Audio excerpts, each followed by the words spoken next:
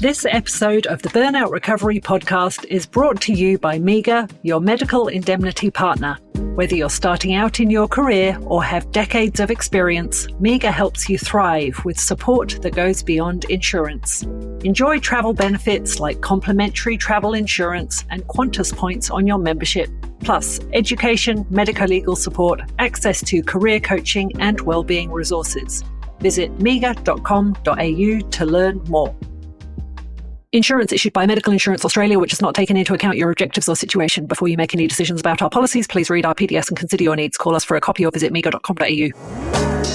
Welcome to the Burnout Recovery Podcast, a guiding resource dedicated to healthcare professionals on their journey to overcoming burnout. Spearheaded by Dr. Joe Braid, a certified professional coach and rehabilitation physician. Hello and welcome back to the Burnout Recovery Podcast. I'm Dr. Joe Braid, your host, a rehabilitation physician of over 20 years and someone who is still getting mildly unreasonable amounts of joy from something that happened at work this week. This episode is number 191, and today we're talking about culture, workplace culture. And before you mentally check out thinking this is a leadership episode that doesn't apply to you, stick with me.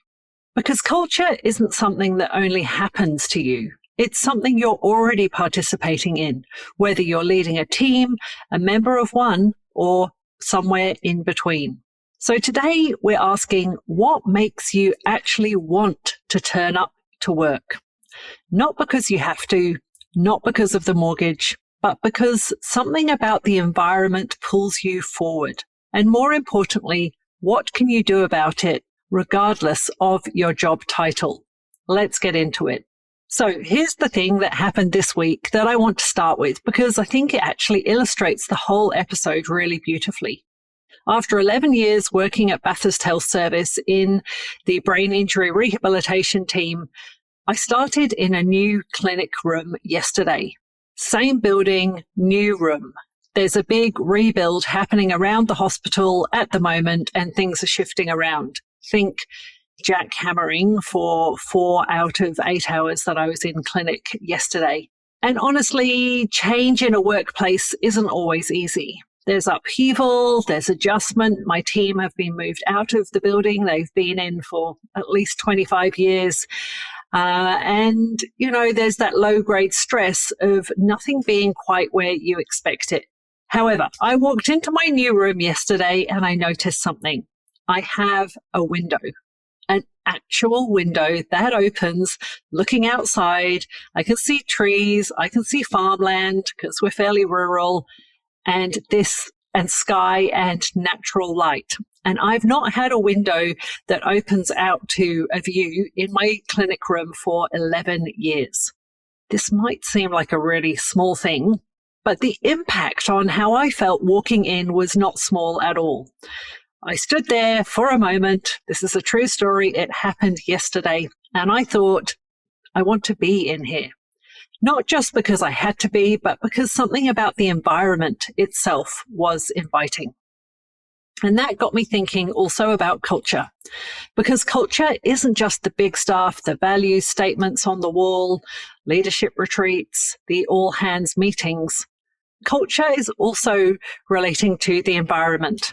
It's the huddle at the start of the day. It's whether someone asks you how you are really, and waits for the answer. And speaking of huddles, in my brain injury rehab clinic and across when I cover the rehab ward, we always start our day with a huddle. And I want to be clear about what our huddle is, because it's not just a patient list review. It's a check-in with each other. How are we all going today? And what do we need to know about each other before we walk into this day together? And sort of opening up with a wider, broader human first question really changes the temperature of the whole morning and the day going forwards. It can be such a small thing, but it really signals that we are people first and we're healthcare professionals second. And in a profession that asks a lot of people a lot of the time, that matters enormously. So today we're going to look at why culture is so powerful, what the research actually tells us, and give you some practical tools to start shaping the culture around you, no matter what your role is. So I want to start with a term, or reintroduce a term for those of you who may have come across it in earlier podcasts at the start of 2026. It is called Appreciative Inquiry. And I first encountered Appreciative Inquiry during the Stanford Director of Wellbeing course, and it's really stuck with me ever since. The concept was developed by David Cooper Ryder in the 1980s, and it's now used in organizational development around the world. The premise is really simple. Most organizations, when they want to change or improve, start by identifying what's wrong. What are the problems? What are the gaps? And what is broken? Now, Appreciative Inquiry flips that. It asks what's already working, when are we at our best, and what conditions create that, and how do we do more of that deliberately? Now, this isn't toxic positivity. It's not pretending problems don't exist. It's about recognizing when we build on existing strengths and high points, we get more traction, more energy, and more sustainable change than when we spend all our time in deficit mode. And I was just there highlighting that recognition feature. So recognition of how others are contributing or what's going well or what was something to make note of. Having a recognition board, maybe as part of your environment, is another burnout proofing strategy for a team. So in workplace culture terms, and there's a growing body of research on this, deficit-focused environments actually activate the threat response in the brain. So chronic exposure to what's wrong here environments elevates cortisol, narrows thinking, reduces creativity, and it impairs the prefrontal cortex. That's the part of the brain that handles exactly what we need for good clinical care: judgment, nuanced decision-making, and empathy. Dr. Kim Cameron at the University of Michigan has done extensive research on what he calls positive organizational shift.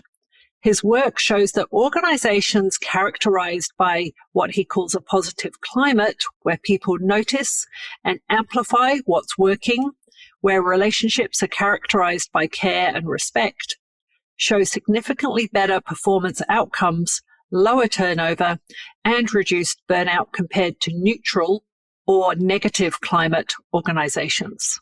And from Dr. Christina Maslach's foundational burnout research, which longtime listeners will know I return to regularly, one of the key organizational drivers of burnout is what she calls a lack of community, the sense of positive connection at work, the feeling that you're in it with people who actually see you. So culture isn't soft. Culture is clinical outcomes. Culture is staff retention. And culture is whether your colleague tells you they're not coping before or after the crisis point. So what do you actually do with this? Let me bring it into the 4 pillars. Mindset. You could start with the Appreciative Inquiry question as a personal practice. At the end of each workday, ask yourself, when did I feel most like myself today at work? Not when were you the most productive, not when did you get the most done, but when did you feel most like yourself? And that question is a compass. It can point you towards the conditions, the people, the tasks, the environment, the interactions that bring out your best, and when you really feel like your best self. And once you notice what those conditions are, you can start to notice when they're missing and ask the next question, what would need to shift? And there's a mindset reframe I want to offer here as well. And it's one that applies whether you lead a team or you're the newest person in the room. Culture is not something that happens above you. It happens around you. So every time you check in with a colleague, rather than just the task list, you're building culture. Every time you say, that was a good call, or I noticed how you handled that, well done, You are building culture, and culture by design doesn't require a title. It requires intention. Support. So this is where the huddle idea comes in, and I'd encourage you to adapt it for your own context. It doesn't have to be formal. It doesn't have to be lengthy. 2 minutes, same time, same place, same question. How are we all going today? What do we need from each other? But here's the key. Someone has to go first. Someone has to model that it's safe to say, actually, I'm a bit flat today. My kid was sick last night and I didn't sleep as well as I do usually.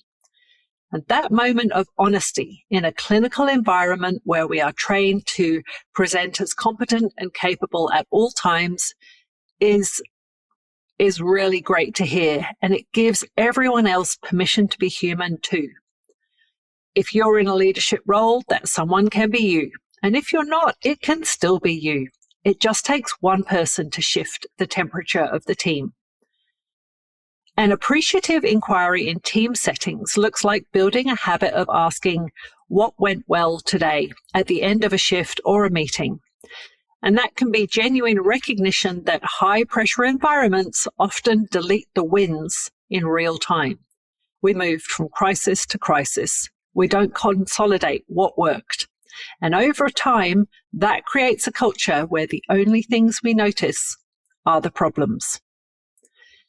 Now, movement is one of my pillars, and I want to use movement here in its broader sense, moving away from default drift and towards intentional design.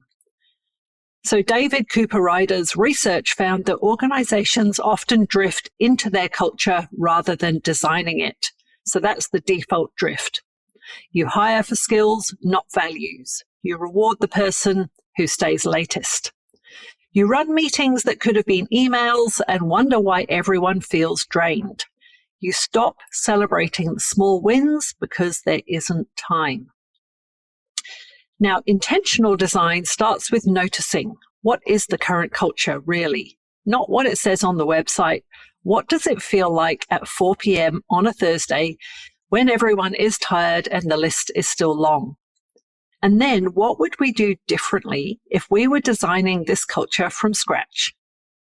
You don't have to redesign the whole system. Start with something the size of a window or a huddle or the way you end a team meeting. Culture by design is really made of small, repeated, intentional acts, not grand gestures, very similar to other concepts I talk about on this podcast around burnout recovery. Sleep. Now, sleep might feel like the odd one out here, but stay with me. Research from the Center for Sleep and Cognition at Harvard Medical School has shown that sleep-deprived individuals rate their social interactions as more threatening and are less likely to notice positive cues in others and are more prone to what researchers call negative social inference, essentially assuming the worst about other people's intentions. So if you're running a culture conversation, a team meeting, or a difficult handover on 4 hours of sleep, your read of the room will be skewed, and your capacity to respond rather than react may well be compromised, and your ability to model the calm, connected leadership that good culture is built on also diminished. So sleep isn't just personal recovery. It is literally the neurological foundation of your capacity to show up for the people around you. So let's finish up with 3 reflection questions. Firstly, when do you feel most like yourself at work, and what are the conditions that create that? Secondly, what's one thing that already works well in your team or workplace that you could amplify, not fix, but amplify? And thirdly, what's the smallest possible thing you could do this week to make the culture around you one you'd want to turn up to? And then this week, try one appreciative question, either for yourself or with your team. When were we at our best? Or what went well today? Just one thing and notice what happens. Share one thing you appreciate about your team culture with a colleague this week. not via a form or a survey, but face-to-face or a message if that's where you are. Tell them, because culture can be built in the small moments too. That's what I've got for you this week on the Burnout Recovery podcast. Next week, we're diving into what happens when standard practice, sleep more, exercise, practice gratitude, stops being enough. What does recovery look like for high achievers when the basics aren't shifting the needle? That's episode 192, and I think a lot of you will recognize yourselves in it. Until then, be human first. Everything else will follow. Thanks for listening. Take care. Ready to take the next step in your burnout recovery journey? Visit drjoebraid.com for free resources, all 150 plus podcast episodes, and information about my keynote speaking. Links are in the show notes. Your well-being matters. Protect the asset that is you. Be your best you. Rely on MEGA for your protection and support, serving doctors for over 125 years through insurance, education, medical legal advice, and member benefits designed to help you thrive and succeed. Insurance issued by Medical Insurance Australia, which has not taken into account your objectives or situation. Before you make any decisions about our policies, please read our PDS and consider your needs. Call us for a copy or visit mega.com.au.